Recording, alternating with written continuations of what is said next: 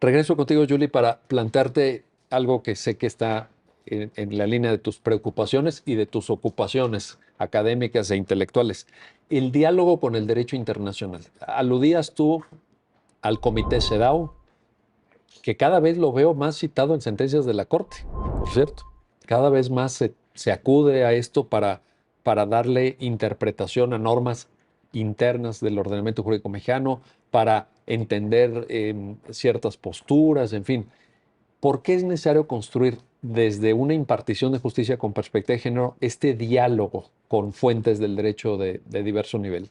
Pues em, este diálogo, bueno, a ver, los órganos internacionales pues han sido muy proactivos en, o sea, en generar y desarrollar estándares específicos en relación con los tratados que están interpretando. Por ejemplo, la Convención Americana sobre Derechos Humanos pues tiene en sus artículos cuarto y quinto los derechos a la vida y la integridad personal. Entonces, y bueno, 8 y 25, acceso a la justicia. Entonces, como que la Corte Interamericana ha desarrollado cómo es que se garantiza el derecho al acceso a la justicia y para ello desarrollado estándares muy específicos, por ejemplo, en relación con la valoración de la prueba, cómo se debe, un ejemplo, valorar la declaración de una presunta víctima de violencia sexual, por ejemplo. En casos incluso contra México, Sí, por cierto. sí.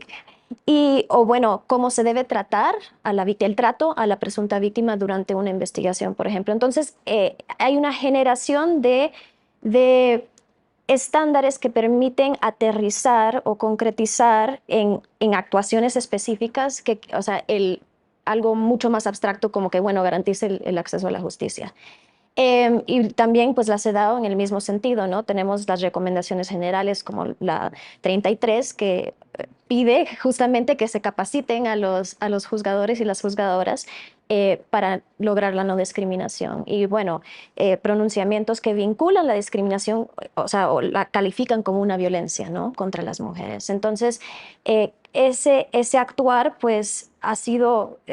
en México, pues recibido de una forma muy vanguardista también y ha incorporado eso, pero también desde el ámbito internacional, las cortes internacionales, los órganos internacionales para generar esos estándares también miran qué están haciendo las altas cortes de las Américas y de eso se nutren y usan esos desarrollos, esas sentencias para crear esos estándares. Entonces, pues ese sería el diálogo que va en ambos sentidos, ¿no? Podemos ver cómo hablan del corpus juris internacional, que ven pues sus pares en otros ámbitos, pero desde luego y de forma muy importante, qué están diciendo y qué están haciendo los poderes judiciales de esta región. Te lo planteaba porque creo que en la construcción de este discurso de impartir justicia con perspectiva de género, quizá una alarma, una luz roja que se prendió hace algunos años fue el caso Campo Algodonero.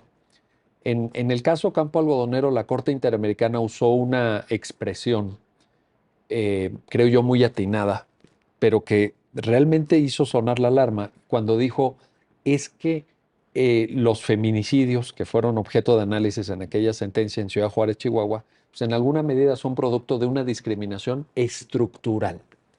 Este concepto de discriminación estructural, al menos así lo leímos algunos de nosotros, nos ponía frente a un espejo que te devolvía una imagen horrible de la sociedad mexicana. Con todas sus letras lo digo.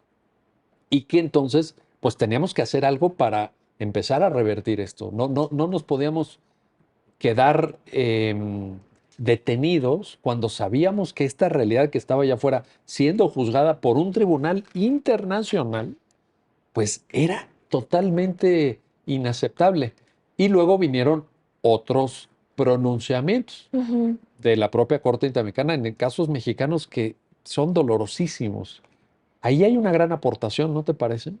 Sí, bueno, creo que es un reconocimiento un poco de lo que estaba hablando la magistrada al inicio del programa, que es este espectro que también pues Amnistía Internacional ha llamado el iceberg de la violencia de género, que va desde lo más micro machista, que no es micro, hasta el feminicidio. Entonces creo que era un reconocimiento de que esos feminicidios justamente pues son la culminación de una violencia que es muy cotidiana, muy día a día y muy eh, ampliamente difundida en la sociedad y por eso en ese caso de Campo Algodonero, pues justamente una de las reparaciones fue concientice a la sociedad para atacar la discriminación en favor de la igualdad, ¿no? Entonces, pues sí, creo que es un espejo de que pues está todo relacionado y desde luego que tenemos que desde las raíces cambiar las actitudes si queremos pues lograr en realidad bajar los índices de feminicidio que tenemos. Y ahí también me acuerdo que una de las formas de reparación tenía que ver con sensibilizar a la sociedad, capacitar a operadores jurídicos e incluso algo tan básico como difundir la propia sentencia. Sí, También, sí, sí, sí. digamos, que estos estándares se conozcan porque, de nuevo, en el plano de la educación jurídica, yo no sé en cuántas escuelas y facultades de derecho enseñen con el derecho internacional de los derechos humanos, con precedentes interamericanos, recomendaciones generales de comités de Naciones Unidas. Puede ser CEDAW, pero puede ser Comité de los Derechos del Niño, puede ser de personas con discapacidad. Pues en un caso posterior, la Corte Interamericana ordenó a Guatemala, en el caso Velázquez Páez, de hecho, implementar la educación para la no discriminación en todos los niveles educativos. En todos los niveles En todos educativos. los niveles educativos. Entonces, pues creo que es un reconocimiento de que lo que necesitamos es una educación, un cambio de cultura.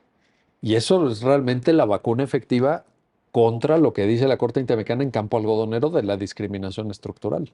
Pues es, sí, un pasito más Bueno, en ese bueno, pero desarrollo. si ayudamos a las nuevas generaciones Sí, con eso, pues es un sí, gran paso. pues, de lo que mencionabas, que no nos enseñan esto en derecho, es que es de la interseccionalidad entre muchas disciplinas, ¿no? Es algo, un deber multidisciplinario, porque también es biología, o sea, sabemos desde la biología que no existen solo dos géneros, es un espectro.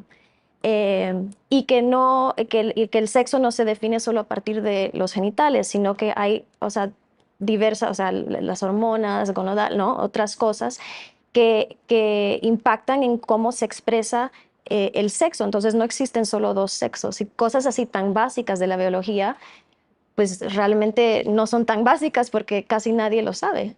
Sí, y vale la pena que nos lo recuerdes.